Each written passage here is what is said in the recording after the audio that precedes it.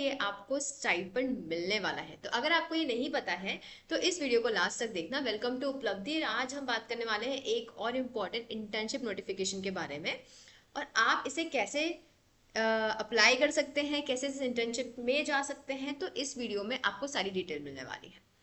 अगर हम बात करें कि उपलब्धि क्या है, मतलब मैं कौन हूँ जो आपको इसे बता रही हूँ, तो उपलब्धि एक ऐसा प्लेटफॉर्म है जो कि स्टूडेंट्स को गाइड करता है for competitive examinations, career guidance देता है, मेंटोरशिप देता है, वेबिनार्स कराता है, सेमिनार्स कराता है, जॉब ओरिएंटेड कोर्सेज करवाता है।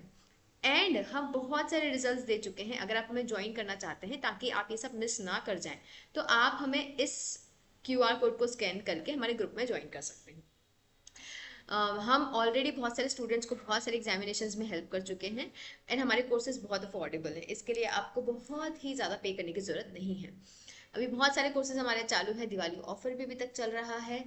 अगर आप एमपी सेट का फॉर्म भर चुके हैं या भरने वाले हैं या भरना चाहते हैं, तो जल्दी से आप हमारे यूट्यूब चैनल पर जाइए, वहाँ पे डिटेल नोटिफिकेशन देखिए, हमें सब्सक्राइब करिए ताकि ऐसे नोटिफिकेशन आप मिस ना करें और आपको ऐसी अच्छी अच्छी अपॉर्चुनिटीज पता चलती रहें, जिसके लिए आपको फीस ज़्यादा भरने की जरूरत नहीं, उल्टा आपको स्टाइपेंड मिले जो चीज़ करने का, और आप अपना सीवी भी इम्प्रूव कर पाए।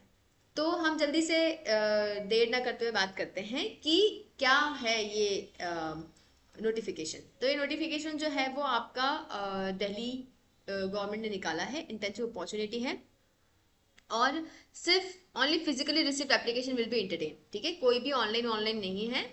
सिर्फ और सिर्फ हार्ड कॉपी में जो एप्लीकेशन जाएगा वही एक्सेप्टेड एक्सेप्टेड होगा। ठीक है, और इसके लिए फिक्स स्टाइपेंड दिया गया है, कितना, तो 30,000 रुपीज आपको मिलेगा।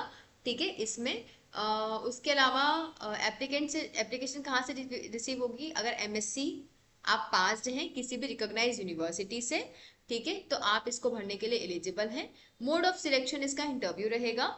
स्कोप ऑफ वर्क जो है इसमें आप यंग प्रोफेशनल जो है फील्ड के, आपको प्रैक्टिकल नॉलेज मिलेगा लेटेस्ट टेक्निक के बारे में, फॉरेंसिक्स के बारे में, forensics biology, ballistics, chemistry, cyber forensics, fingerprinting analysis, DNA analysis, crimes investigation और बहुत कुछ। ठीक है, फिक्स्ड स्टाइपेंड का जो अमाउंट वो 30,000 है, जैसा अभी अपन ने बताया।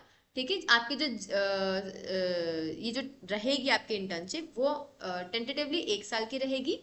और जो डिविजन है आपके अलग अलग, वो है आपका केमिस्ट्री। केमिस्ट्री में ओबीसी के 2 रिक्वायरमेंट हैं, बायोलॉजी में ओबीसी के 2 रिक्वायरमेंट हैं, बैलिस्टिक्स के अंदर यूआर का 1, ओबीसी के 5 एंड एसटी एससी के फॉलोड बाय 2 और 1, और ईडब्ल्यूएस का 1 रिक्वायरमेंट वहां पे अवेलेबल है। ओके, अगर हम आगे की बात करें तो आप देखिएगा कि अगर केमिस्ट्री के लिए आपको मास्टर्स होना चाहिए, केमिस्ट्री, टॉक्सिकोलॉजी, फॉरेंसिक्स, इन सब इन सारे इसके अंदर।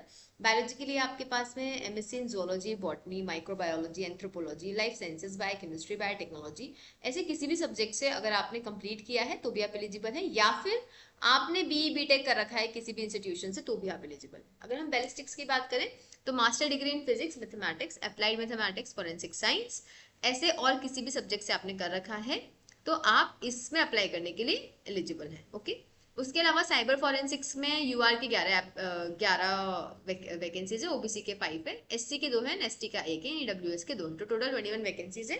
इसके अंदर आपके पास मास्टर्स होना चाहिए computer science, computer application, information technology, physics and specialisation होना चाहिए इलेक्ट्रॉनिक साइबर सिक्योरिटी, या बीटेक या बीई आपके पास होना चाहिए इन रिस्पेक्टिव एरियाज के अंदर। ठीक है, उसके अलावा और वैकेंसी है फिजिक्स की, जिसमें आपको यूआर 2, ओबीसी 4, एससी 1, एसटी 1 और ईडब्ल्यूएस 1, ऐसे टोटल 9 वैकेंसीज है। इसके लिए आपके पास मास्टर्स होना चाहिए फिजिक्स में या अप्लाइड फिजिक्स में, या फिर फॉरेंसिक साइंस में, या फिर फिजिक्स में, या फिर बीएससी आपका रिकॉग्नाइज यूनिवर्सिटी से होना चाहिए, या बी बीटेक भी आपका एक्सेप्टेबल है। ऐसे करके टोटल नंबर ऑफ 47 सीट्स हैं आपके पास में 5 डिफरेंट डोमेन्स के अंदर। जो आपका एप्लीकेशन है उसका जो लास्ट डेट है वो है 10/11/2025। इसका मतलब शाम को 5 बजे से पहले उनके पास में आपकी एप्लीकेशन पहुंच ही जानी चाहिए। ठीक है, एप्लीकेंट की जो एज है वो 27 से ज़्यादा नहीं होनी चाहिए, और 21 साल से कम नहीं होना चाहिए। ठीक है, तो 21 से 27 के बीच के अगर आप हैं तो आप इसको अप्लाई करने के लिए एलिजिबल है। एज रिलैक्सेशन जो है वो एसटी एससी ओबीसी कैटेगरी के लिए as per the government norms के हिसाब से है। लिस्ट ऑफ कैंडिडेट अगर बात करेंगे तो फॉरेंसिक साइंस के जो नोटिस बोर्ड है, ऑफिशियल वेबसाइट है, वहां पे डिस्प्ले कर दिया जाएगा और उनको इंटरव्यू के लिए बुलाया जाएगा। इंटरव्यू के लिए कोई भी आपको टीए डीए नहीं दिया जाएगा, आपको खुद का अपना अरेंजमेंट करना है।